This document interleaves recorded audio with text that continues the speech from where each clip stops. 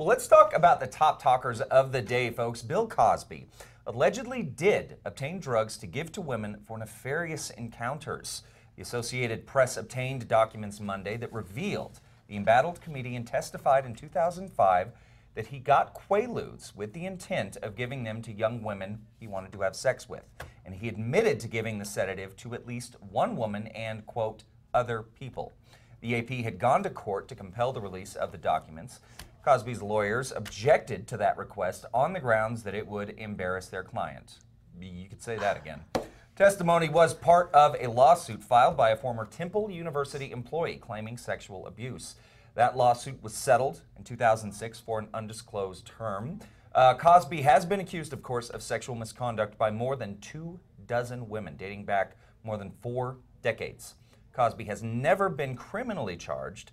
Most of the accusations of abuse are barred by the statute of limitations. Phone calls by the Associated Press, to Cosby's lawyers in Philadelphia were not immediately returned. However, with the testimony given under oath, the discovery may be the next and huge nail in the coffin of Cosby's tarnished legacy. And it is really, really sad that they this didn't want to embarrass their client. Well, and I mean, that's what attorneys are going to do. That's what Cosby pays them, you know, thousands of dollars for.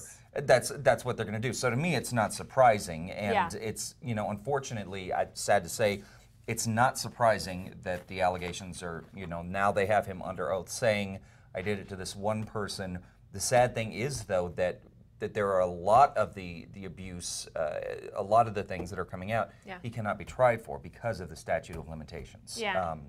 It's just sad. I mean, it's still for me very hard to wrap my head around. You know, all the years that you look to Bill Cosby as kind of, what was it, America's father, and you know, this role that he had. And I mean, he sat on the board of trustees at Temple, which he resigned from, you know, amid this controversy. It's incredibly sad. It's incredibly sad, you know. Kind of have sad talkers today. Yeah, it's a good thing it's a good-looking show. Yeah, good thing, because we're going to need some cheering up after this. All right, after 9 years and 3 children together, Kourtney Kardashian has decided to end her relationship with Scott Disick. The Kardashian has always said that she will put her children first, and that's why she called it quits on their relationship.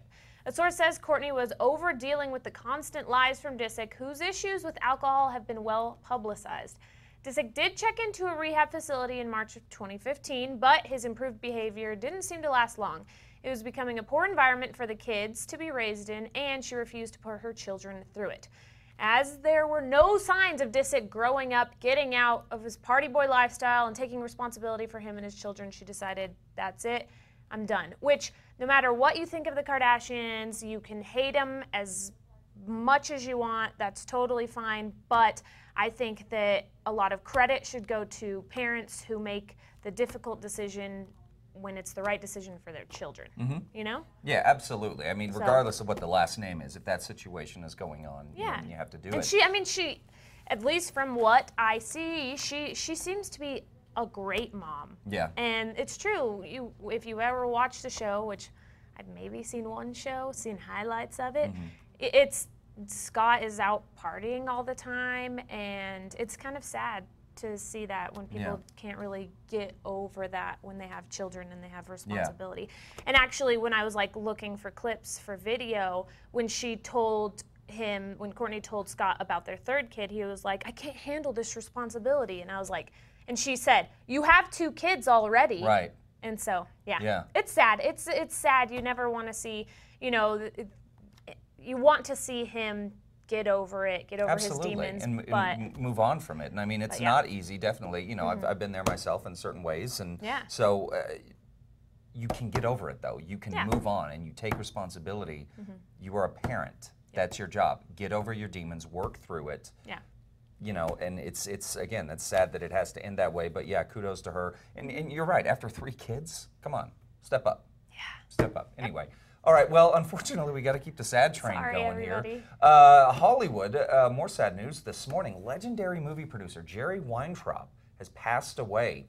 Weintraub started his career in show business in the mailroom of MCA, but he quickly found his way into working as an agent, then a concert promoter and manager. His client list included John Denver, Bob Dylan, Neil Diamond, and Led Zeppelin, just to name a few. Made the jump to movies in the 1970s, finding success producing Robert Altman's Nashville, Oh God, starring John Denver and George Burns, and The Karate Kid, which we were just watching. After a series of ups and downs, Weintraub struck gold in the remake of the 1960s Brat Pack flick Ocean's 11, featuring a star-studded cast led by Mr. George Clooney. 2 sequels followed, earning a collective $1.1 billion worldwide. Weintraub had a number of projects in development, including a Tarzan feature, starring Alexander Skarsgård, Samuel L. Jackson, and Christoph Waltz. Weintraub was 77 years old, and I mean, he really was. That's a lot. He has a lot of stuff. I mean, Wow. it would take too long to really go over this man's body of work and the ups and downs. And I really mean, his career was very much a lot of ups and downs in Hollywood, a lot of great successes, some failed business ventures. You know, he tried a couple of times to have different production companies that didn't do well. But I mean, clearly he has a keen eye for talent, managing, you know, some of the biggest names in the business, Bob Dylan, Led Zeppelin, and then moving into film, he did some great work. So, you know, it's definitely a very sad passing, and like I say, he was working right up to the end. He was still in development on Tarzan and a number of other projects. So hopefully, in his legacy and his honor, these projects will continue to move forward. He's survived by a large family. Some of his children are television producers. So it's not out of the realm of possibility that another Weintraub will step in and continue the work that their father was working on. So.